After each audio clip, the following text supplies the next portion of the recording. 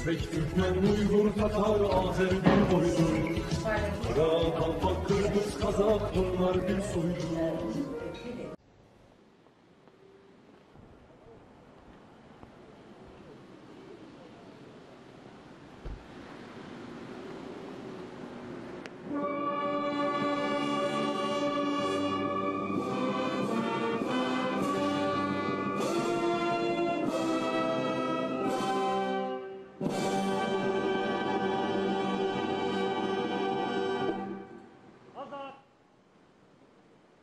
Президент Азербайджана Ильхам Алиев встретил президента Ирана Масуда Пезешкиана.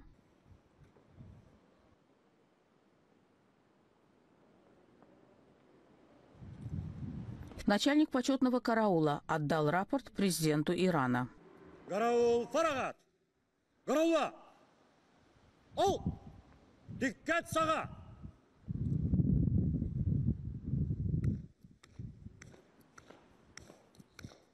Cenab İran İslam Respublikası'nın prezidenti, sizin Azerbaycan Respublikası'na gelmeniz şerefine fəxri qaral düzülüb. Qaral reisi полковник лейтенант Кулиев. Прозвучали государственные гимны Исламской Республики Иран и Азербайджанской Республики.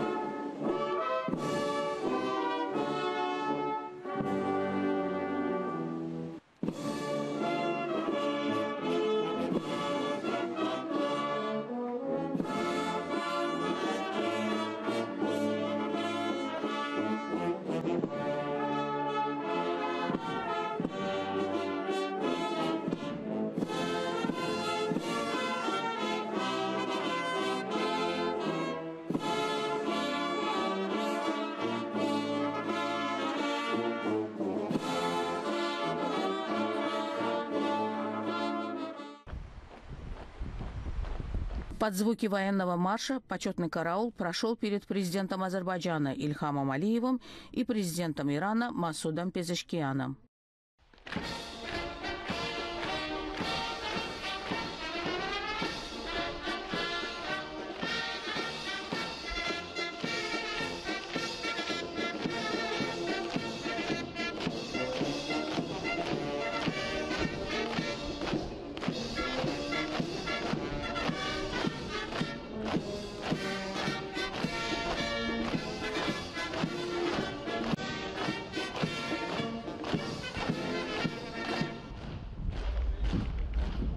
Главы государств сфотографировались для официального фото.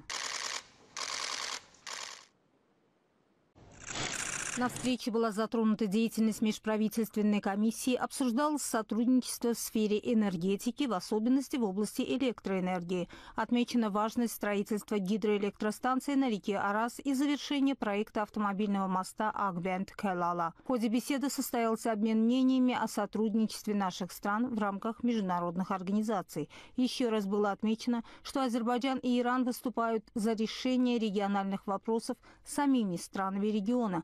В данном контексте подчеркнуто значение формата регионального сотрудничества 3+3. На встрече также состоялся обмен мнениями о сотрудничестве в сфере туризма и культуры.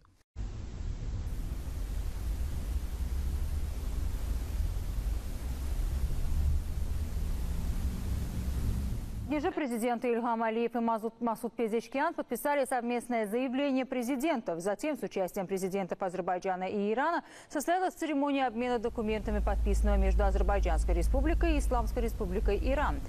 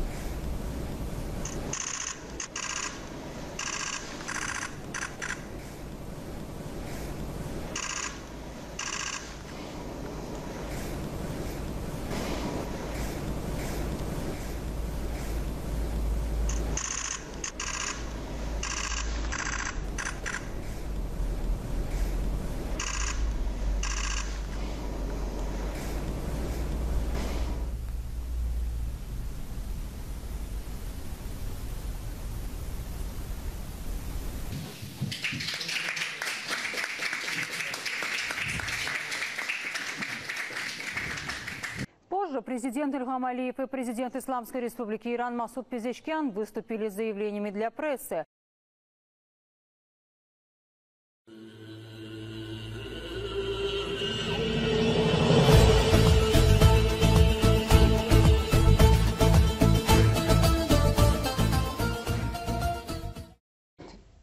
Роль диаспор не только как хранителей идентичности, но как и активных участников социально-экономического и экологического развития своих стран невозможно переоценить. Какую роль играет азербайджанская диаспора во внедрении устойчивых проектов, в укреплении международных связей? И о многом другом мы сегодня и поговорим. В студии я, автор ведущая программы Лия Байрамова, и наш сегодняшний гость. Председатель Государственного комитета Азербайджанской Республики по работе с диаспорой Фуат Мурадов. Здравствуйте, Фуат Мурадов. Здравствуйте. Спасибо, что пришли. Зная ваш плотный график, то, что вы нашли время, это тем более ценно. В подводке я сказала, что роль диаспоры огромна. Начнем с основного, с сохранения идентичности. На ваш взгляд, какую роль в этом играет диаспора? Прежде всего я хочу отметить, что азербайджанская диаспора прошла очень большой путь. Были разные времена, по разным причинам происходила миграция. Но в последние годы мы видим, что есть устойчивое развитие, системная работа, проводимая с нашей диаспорой по поручению господина президента, показывает, что диаспора играет очень важную роль не только в сохранении идентичности азербайджанства, но и также для того, чтобы помогать своей стране, участвовать в различных больших мегапроектах, представлять Азербайджан там, где есть большая необходимость, чтобы люди знали про страну, чтобы люди понимали, что такое Азербайджан, что происходит в Азербайджане. И для этого существует очень много механизмов, которые мы в последние года стараемся внедрить. Прежде всего, идентичность – это язык, это культура. Поэтому по поручению господина президента мы начали активно поддерживать открытие азербайджанских школ, азербайджанских домов, где-то воскресные школы, где-то на каждодневной основе. И также проводить очень много культурных мероприятий. Если во время войны мы больше уделяли внимание именно практичным проектам, направленным на то, что происходит вообще в регионе,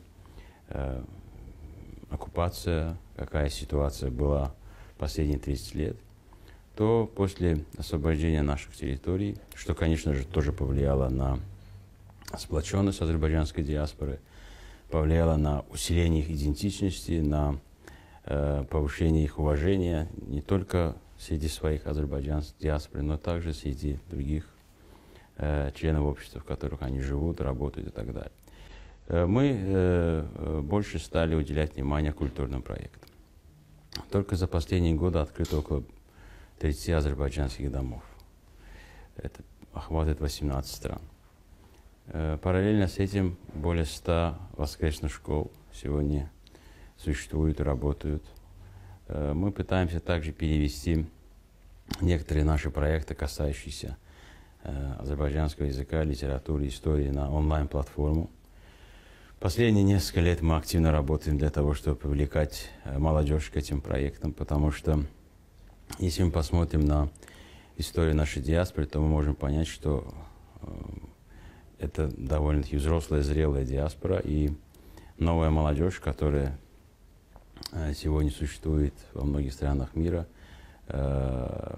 пока не очень сильно вовлекалась. Поэтому мы каждый год проводим молодежные лагеря для азербайджанцев, молодых азербайджанцев всего мира.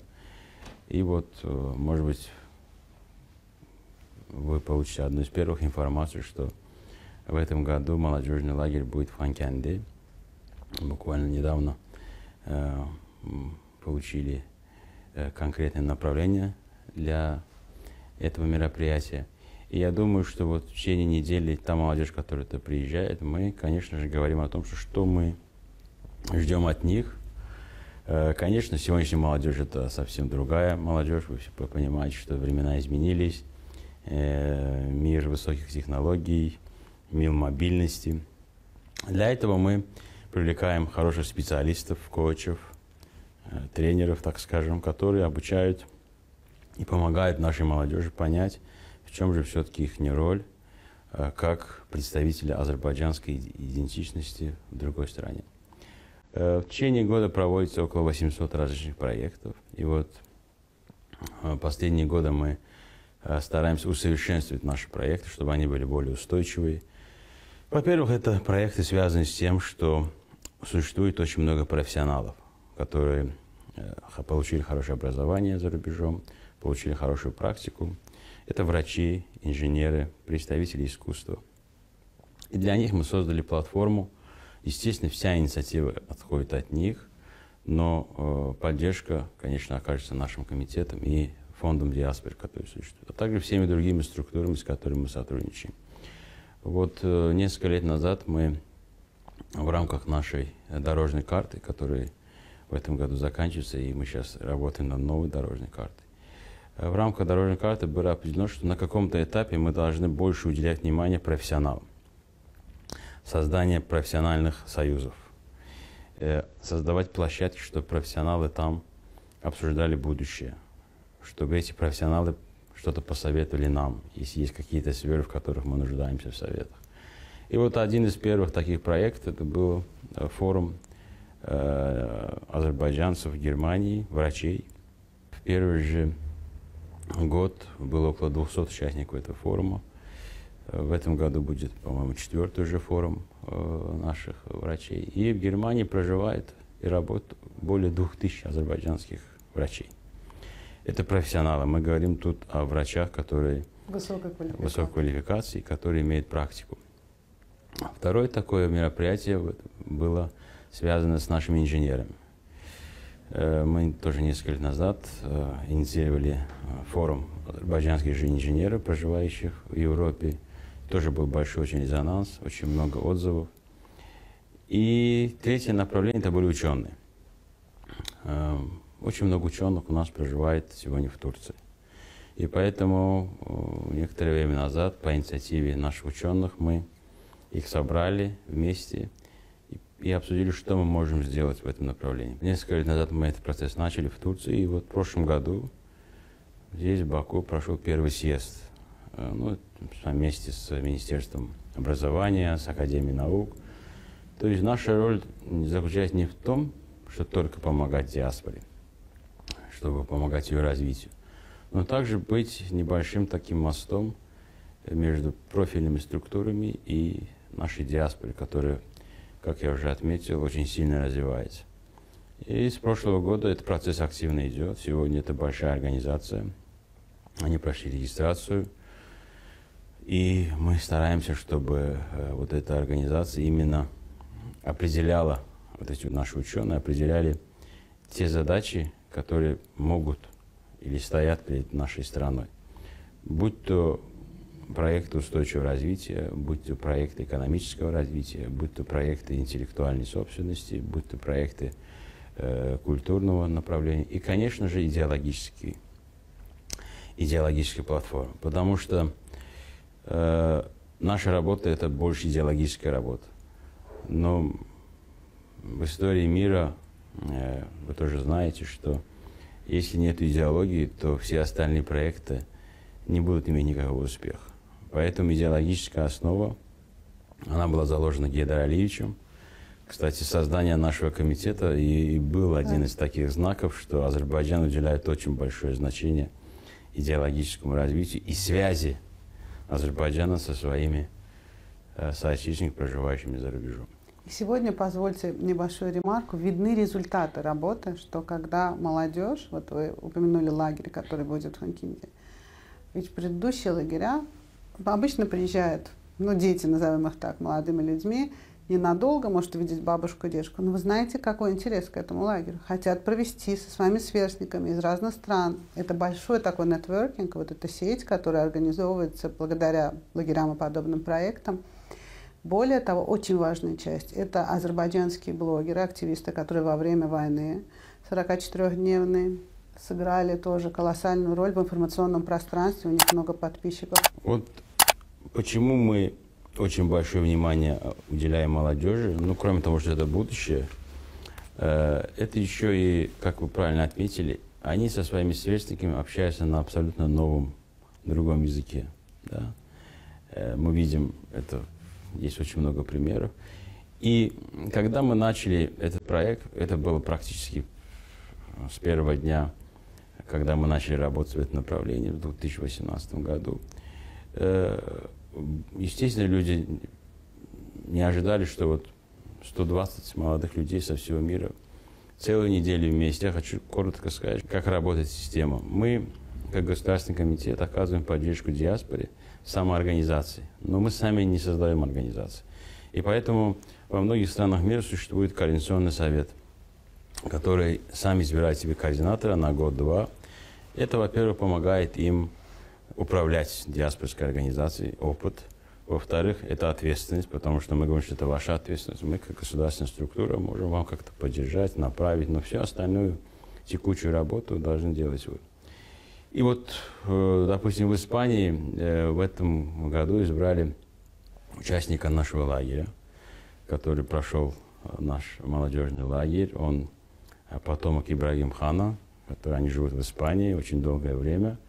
У него очень хорошая специальность, он будет развиваться в этом направлении.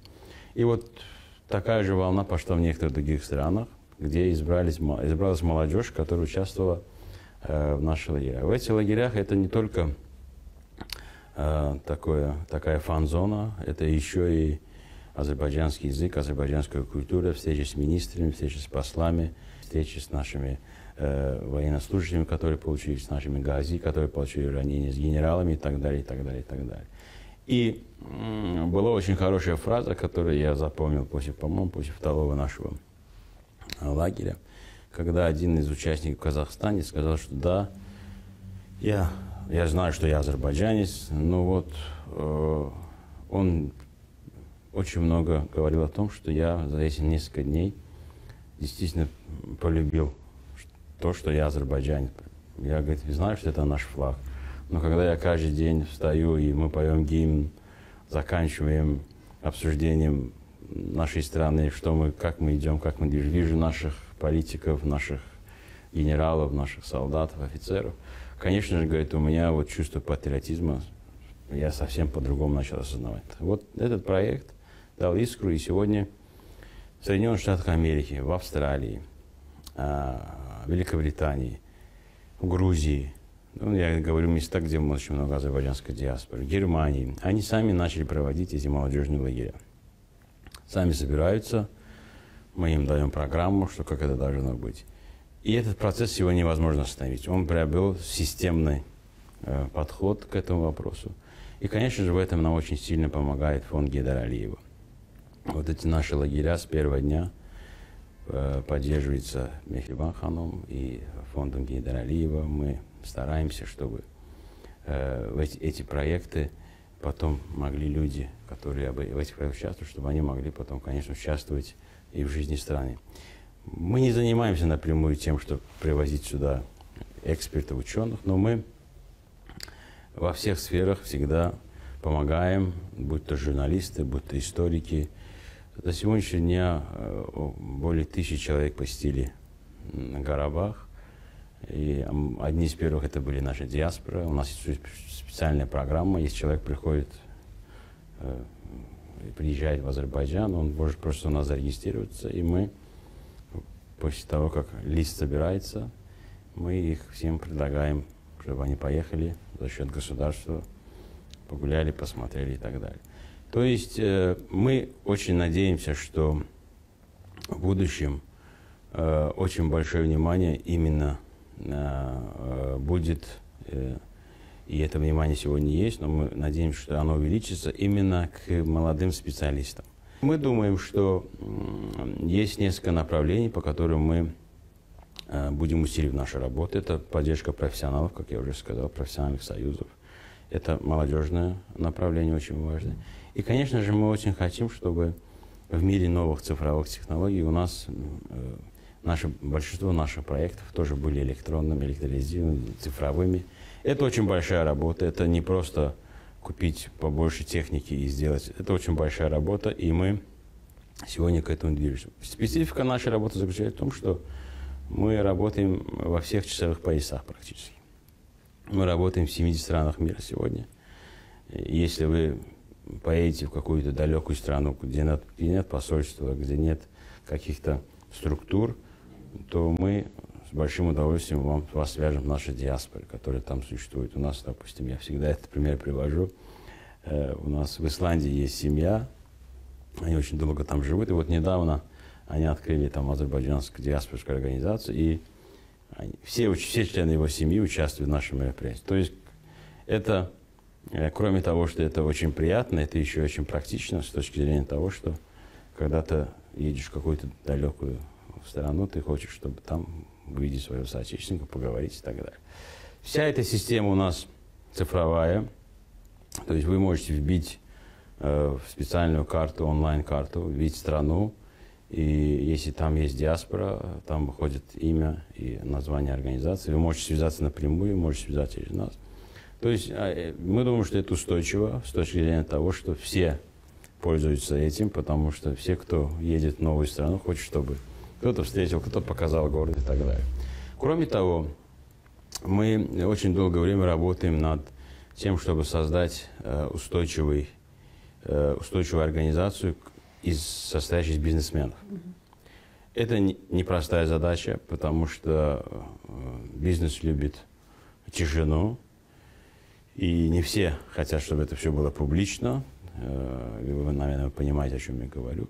Но в целом и во время войны, и после войны, допустим, мы впервые провели вместе с Яшат-фондом Яшат-марафон. В истории Азербайджана никогда не было, чтобы азербайджанские диаспорские организации проводили марафон и собирали средства. Более 7 часов вместе с нашими партнерами был проведен марафон. Собралась очень солидная сумма для первого раза. В течение нескольких лет наши соотечественники финансово помогали и Яшат-фонду, и Фонду поддержки армии, и просто были инициативы, допустим, в Соединенных Штатах Америки, когда молодые ребята собрали очень большую сумму и просто помогли семьям шахидов, и сами участвовали и как волонтеры, и участвовали в краудфандинге, это сейчас такое популярное направление. То есть я хочу сказать, и до сегодняшнего дня это все продолжается. У нас нет вопросов, связанных с тем, что кто-то не хочет или не может помогать Азербайджану. В некоторых вопросах мы сами говорим, что вот это направление у нас нормально, вы занимаетесь, усиливаетесь и так далее. Есть, конечно же, проблемы, никто это не скрывает. Мы стараемся, чтобы азербайджанский язык, там, где проживают наши азербайджанцы, чтобы он был популярен. Очень много у нас проектов в Грузии, практически большую часть наших просветительских проектов проходит в Грузии. Во всех регионах, где живут азербайджанцы, у нас существуют либо центры, либо азербайджанские дома. У нас большая территория азербайджанского дома в Барнауле, где проводится более 20 различных специальностей, начиная с логики, гимнастики, спасибо большой федерации. Также мы подготавливаем наших абитуриентов, чтобы они поступали в грузинские вузы. Была определенная сложность с этим, я имею в виду в подготовке нашей. Ну, вот одно из направлений – это юридическая помощь. Оказывается, допустим, в Польше мы оказываем юридическую помощь, наша диаспора привлекает специалистов и оказывает юридическую помощь и так далее. То есть на сегодняшний день то, что делает сегодня диаспора, не вместится в ваш эфир, поэтому я говорю о тех проектах, которые мы думаем, и мы надеемся, что эти проекты будут устойчивыми, и эти проекты помогут для развития нашей диаспоры. Ну, естественно, главный фактор – это поддержка государства. Вот за эти годы очень много обращений к нам, что как так получилось, что по большому счету небольшая азербайджанская диаспора, но и вот вы тоже отметили, что заинтересованы, чтобы работать с ними. И очень много сегодня к нам обращений по поводу, вот, расскажите нам про диаспору, дайте нам контакты, чтобы мы создали базу данных наших соотечественников, те, кто заинтересован в этом. Любая государственная структура, которая к нам обращается по своим специальностям, по своим направлениям, мы оказываем поддержку, даем эти списки, помогаем. На очень многих наших площадках в Азербайджане, как проводятся различные форумы, и вы везде можете найти и увидеть представительской азербайджанской диаспоры. И номер один фактор – это, конечно, поддержка государства и лично президента, потому что его поручения очень четко мы исполняем. И вот в 2022 году Зафар Гурултай проводился в Шуше, где президент выступал. И тогда еще только-только начинались строительные работы там. И я думаю, что для любого азербайджанца, который был там, в Шуше, в это время, это незабываемые часы и дни, которые на всю жизнь останутся в их памяти. И, естественно, каждые 5 лет у нас проводятся большие такие гурултаи, мы называем. И на этих гурултаях дается направление. И президент в своей речи указал эти направления, поблагодарил наших азербайджанцев за их позицию во время войны. Я могу вам сказать, что просто несколько цифр, что более 700 мероприятий было проведено во время войны. То есть это очень большое количество. За 44 дня 700 мероприятий. Одно из самых больших мероприятий было в Берлине. Более 10 тысяч азербайджанцев вышли на митинг в поддержку наших солдат и офицеров Азербайджана. И каждый год в рамках «Справедливости ради Ходжалы», который инициировала Лейла Алиева, проводятся большие мероприятия в этом году вместе с фондом и вместе с нашими структурами. В 30 городах были проведены такие мероприятия, так как это 33 года прошло с Ходжалой. И эта работа, которую проводит нашей диаспорой, очень важна, потому что мы не должны это забывать. И вот как раз, когда мы говорим о том, что чтобы мы в будущем, не только мы, весь мир не столкнулся с геноцидом, с оккупацией территорий, эти мероприятия должны быть. То есть я думаю, что мы должны продолжать эту работу вместе с нашей диаспорой. И наша работа зависит от них. То есть если... Активном вовлечении. Конечно, активное вовлечение, очень правильно. Потому что некоторые думают, что если есть государственная структура, то она все сделает сама. Но мы, даже вот некоторые азербайджанские дома, уже которые новые открылись, у них есть срок. Через какое-то время они должны сами найти себе материальную помощь, спонсоров, чтобы эти дома дальше сами развивать. Но вот в этом и есть устойчивость. Конечно. Потому что государство, сколько бы финансов не имело, он не может все. У нас вот сейчас 30 домов, как минимум еще 10-15 там идет разговора и просьба, чтобы эти дома открылись. Мы в этом году еще несколько откроем и поддержим. Но все те новые дома, которые есть, они получили определенное время. Через это время они должны сами... Если есть интерес, они говорят, что есть, и эти проекты должны быть более устойчивыми. Вадмалим, спасибо вам за такое развернутое интервью. Понятно, что вы подчеркнули это. У Комитета по работе с диаспорой проектов очень много. И в одно эфирное время мы однозначно не уложимся. Хочу вам пожелать дальнейших успехов в этой работе. Достаточно сложно, но при этом очень приятно, когда ты видишь ее результаты. И когда ты видишь, это большая гордость, что современная азербайджанская молодежь, которая, может быть, даже кто-то родился уже за границей, с каким трепетом они относятся к своей родине, к своей земле, к своему флагу, к своему гимну, и это говорит об очень многом и вызывает большое уважение. Желаем вам всяческих успехов в вашем благородном деле. Вам большое деле. Спасибо. Удачи вам в новых ваших проектах. Я думаю, что очень важно в рамках большой программы по устойчивому развитию, конечно же, уделять особое внимание человеческому потенциалу, потому что без людей ничего невозможно сделать. И я думаю, что ваша передача именно помогает подчеркивать эту важность.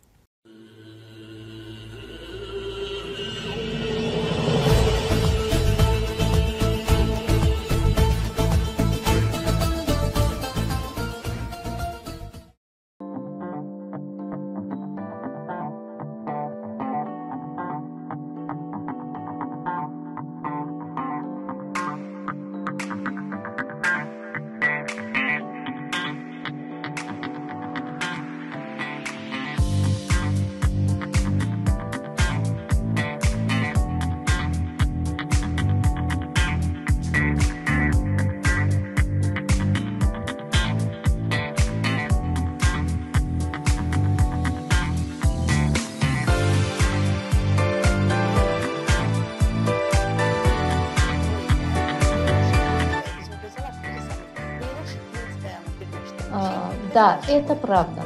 Это пример из нашей коллекции. Это одежда полностью изготовлена из келагая. Эта композиция взята из произведения Лейли и Меджнун. Мы используем этот эскиз на наших сумках и аксессуарах. Он был принят в качестве основной линии нашей верхней одежды. В композиции Лейли и Меджнун демонстрирует свою любовь, сжимая руки гранатом.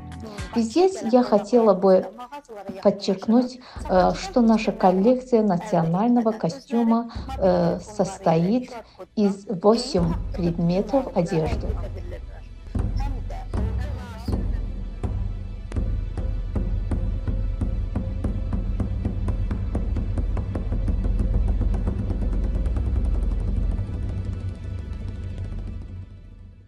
Məni candan usandırdı, cəfadan yar usanmazmı? Fələklər yandı ahımdan, muradım şəmi yanmazmı? Şəbi hicran yanar canım, tökər qan çeşmi giryanım. Oyadar xəlqə əfqanım, qara bəxtim oyanmazmı?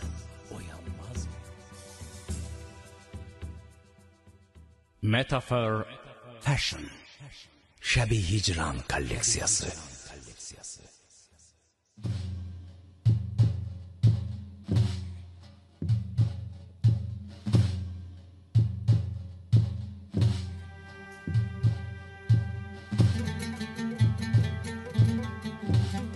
Məndə Məcnundan Füzun aşiqli istedadı var. Aşiqi sadiq mənəm, Məcnunun ancaq adı var.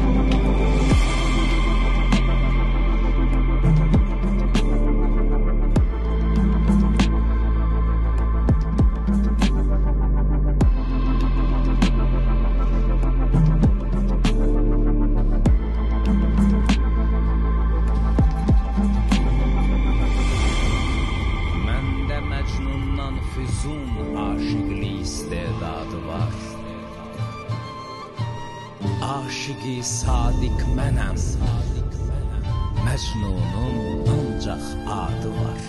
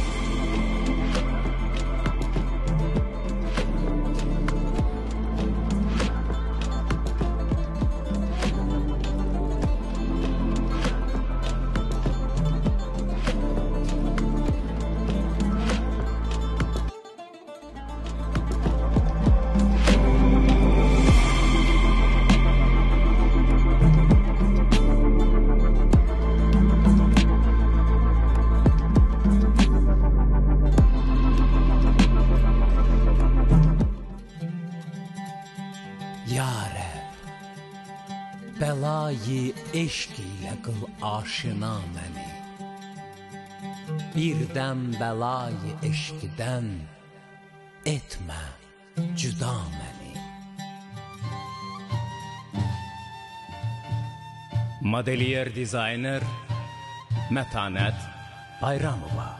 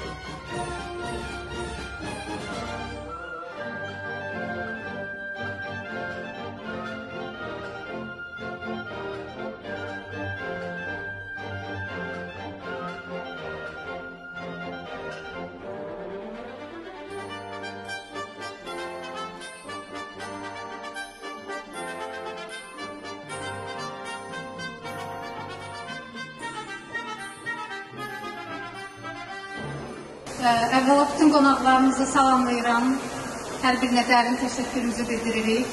Məqsədimiz Azərbaycanın sənətkarlıq nümunələrini geyimlər üzərinə tətbiq edərək müasirliyi, trendlərə uyğun geyimləri dizayn etmək idi. Geyimlərimizin hər birinin üzərində böyük bir komandanın əziyyəti var. Geyimlər 3 aya ərsəyə gəlib.